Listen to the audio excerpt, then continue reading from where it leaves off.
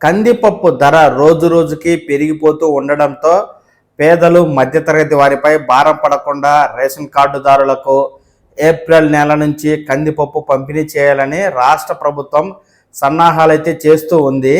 గత ఏడాది డిసెంబర్ వరకు పౌర సరఫరాల శాఖ ఆధ్వర్యంలో కందిపప్పు పంపిణీ చేయగా జనవరి నుంచి ఎక్కడా ఇవ్వడం లేదు.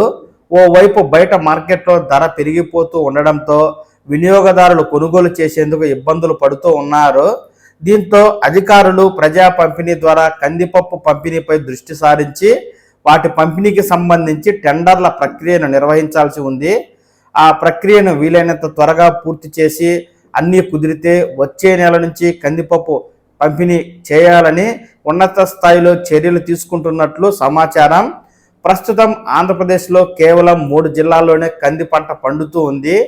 ఆ 3 జిల్లాల నుంచి కందిపప్పును కొనుగోలు చేసి ప్రభుత్వం రాష్ట్రమంతటా సరఫరా చేయాల్సి ఉంది. అయితే బహిరంగ మార్కెట్లో ఎక్కువ ధర పలుకుతుండడంతో ప్రభుత్వానికి కాకుండా రైతులు వ్యాపారులకు పంట అమ్ముతున్నారని చెబుతున్నారు.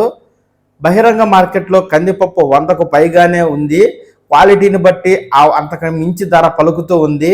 ఇక రేషన్ సరుకులతో పాటు కందిపప్పును 67 రూపాయలకు అందిస్తున్నారు.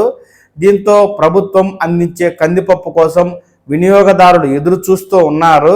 ప్రస్తుతం రాష్ట్రంలో కందిపప్పు ఉత్పత్తి ఎక్కువ లేకపోవడం, మహారాష్ట్ర ఇతర రాష్ట్రాల నుంచి తెప్పించే ప్రణాళికను ప్రభుత్వం చేస్తూ ఉంది.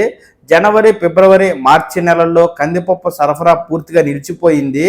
ఈ నేపథ్యంలో కనీసం ఏప్రిల్ నెల నుంచైనా పంపిణీ చేయాలని పౌర సరఫరా శాఖ అధికారులు టెండర్లను పిలుస్తూ కందిపప్పు పంపిణీ చేయడం కోసం అయితే తీవ్ర ప్రయత్నాలు చేస్తూ ఉన్నారు.